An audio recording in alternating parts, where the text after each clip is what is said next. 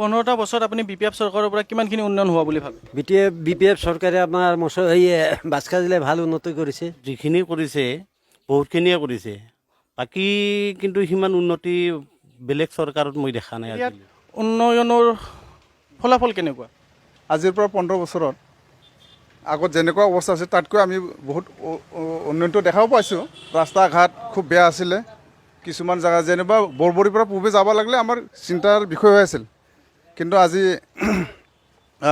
3 বছৰমানৰ পাছত আমি তাৰমানে ইপিনে বানপানী হ'লেও যাব পাৰাৰ অৱস্থা। কিন্তু আমাৰ মুছলপুৰ এৰিয়াত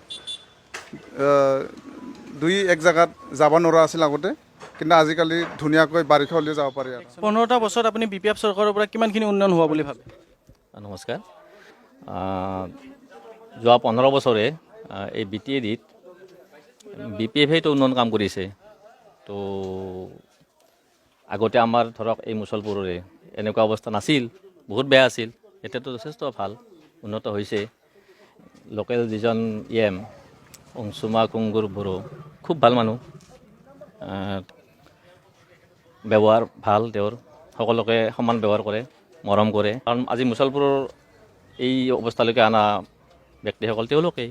মুছলপুৰতো অন্য কোনো কাম কৰা নাই আগতে, বা ইয়াৰ আগত BPFত থাকোঁতে হিতেশ বসুমতাৰীয়ে কৰিছিল, তাৰপিছৰখিনি অংশুমা কুংগুৰ বড়োৱে কৰিছে। আমাৰ মতেতো বহুত উন্নত হৈছে। যোৱা 15 বছৰৰ আগত আমাৰ জেগাতো তেনেকুৱা ৰাস্তা পদূলিৰ ইমান ঠিক নাছিল, এতিয়া কিন্তু বহুত ভাল হোৱাটো আমি দেখা পাইছোঁ। যোৱা 15টা বছৰত বিপিএফ চৰকাৰৰ কিমানখিনি উন্নত হোৱা বুলি আপুনি ভাবে?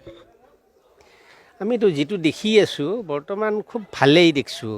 আগৰ যিবিলাক ৰাস্তা ঘাট আছিল এইবিলাক হৈছে, দলং হৈছে, কালভাৰ হৈছে, বহুতবিলাক আমি কাম দেখা পাইছোঁ, ভালেই দেখা পাইছোঁ।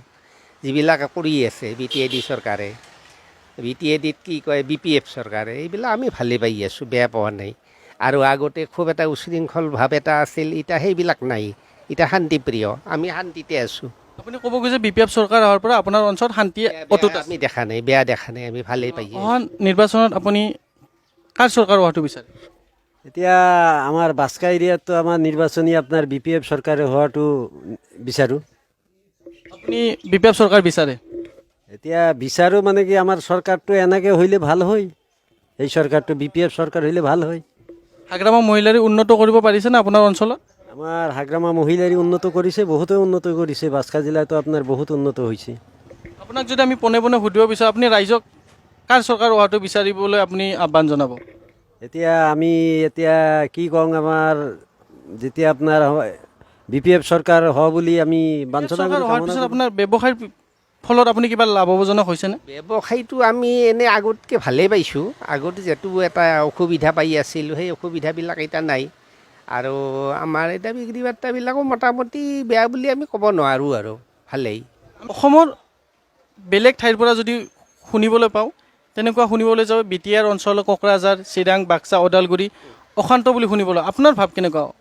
আচলতে অশান্ত হয়? আমাৰ ইয়াত অশান্ত নহয়, আমি একো অশান্ত পোৱা নাই। কাৰণ এই আগতে যেনেকুৱা আছিল সেইবিলাক এতিয়া নাই। এতিয়াতো খুব ভালে শান্তিপ্ৰিয়ভাৱে আমি আছোঁ, আমিতো কোনো অসুবিধা পোৱা নাই ইয়াত। আমিতো আজি বহুত বছৰে ইয়াত আছোঁ।